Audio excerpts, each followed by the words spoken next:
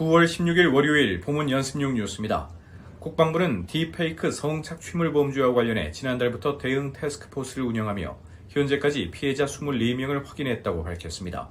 국방부는 피해자들이 경찰에 신고할 수 있도록 돕는 한편 허위 영상물 삭제 지원 기관과도 연계했다고 설명했습니다.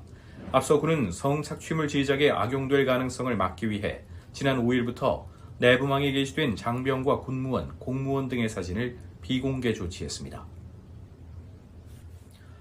9월 17일 화요일 보문 연습용 뉴스입니다. 윤석열 대통령이 새 대통령 경호처장에 박종준 전 대통령 경호실 차장을 임명했습니다. 정진석 대통령 비서실장은 풍부한 경호 업무 경험과 뛰어난 업무 수행 능력을 바탕으로 변화하는 경호 위험에 대응해 경호 대상자의 절대 안전 확보라는 임무에 전념할 뿐 아니라 선진적인 경호 체계 확립에도 기여할 적임자라고 설명했습니다. 박 처장은 대통령제 국가에서 국가 원수의 안위는 바로 국가 안보와 직결되는 중대한 일이라며 한치의 빈틈도 없도록 완벽한 임무 수행에 최선을 다하겠다고 밝혔습니다. 9월 18일 수요일 보문 연습용 뉴스입니다. 2025학년도 대입 수시 모집 원서 접수가 오늘부터 13일까지 대학별로 진행됩니다. 전국 39개 의대는 이번 대입 수시 모집을 통해 지난해보다 1,166명 늘어난 3,118명의 신입생을 뽑을 계획입니다. 대한의사협회는 여야 의정협의체 구성에 앞서 2025학년도 의대 증원계획 백지화를 요구하고 있지만 교육부는 입시 일정 등을 고려했을 때 내년도 의대 정원을 재논의하는 것은 현실적으로 불가능하다는 입장입니다. 9월 19일 목요일 보문 연습용 뉴스입니다. 일본군 위안부 피해 할머니 한 분이 오늘 별세했다고 정의기억연대가 밝혔습니다. 정의연에 따르면 할머니는 18살이 되던 해 바느질 공장에 취업하기 위해 중국으로 갔다가 피해를 당했습니다.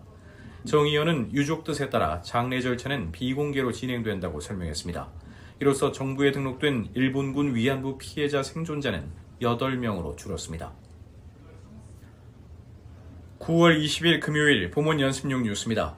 일본 증시의 대표적인 주가지수인 니케이 지수가 미국 경기 침체에 대한 우려로 3% 정도 급락하며 장을 시작했습니다. 니케이 지수는 오늘 개장하자마자 하락하며 오전 9시 7분을 기준으로 직전 거래일 종가보다 3.01% 떨어진 35,297을 기록했습니다. 일본 NHK 방송은 미국의 8월 고용 증가 폭이 시장의 예상에 못 미치며 뉴욕 증시가 현지 시간 6일 큰 폭의 하락세를 보인 것이 일본 증시에도 영향을 주었다고 보도했습니다. 9월 21일 토요일 보문 연습용 뉴스입니다. 국토교통부는 전기차 배터리 정보 공개를 의무화하는 자동차관리법 시행규칙과 자동차 등록규칙 개정안을 오는 10일부터 10월 21일까지 입법 예고한다고 밝혔습니다.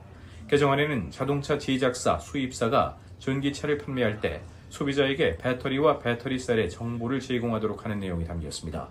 소비자에게 제공해야 하는 정보는 배터리 용량과 전격 전압, 최고 출력, 배터리셀 제조사, 형태, 주요 원료 등입니다.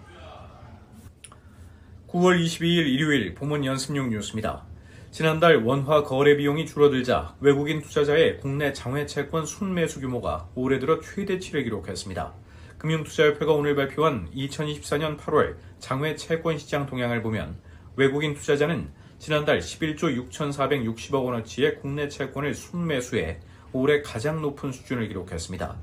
종류별로 보면 국채는 7조 3,750억 원을 순매수해 지난 7월보다 3조 4,500억 원 늘었고 통화안정채권은 4조 1,970억 원 순매수해 역시 큰 폭으로 증가했습니다.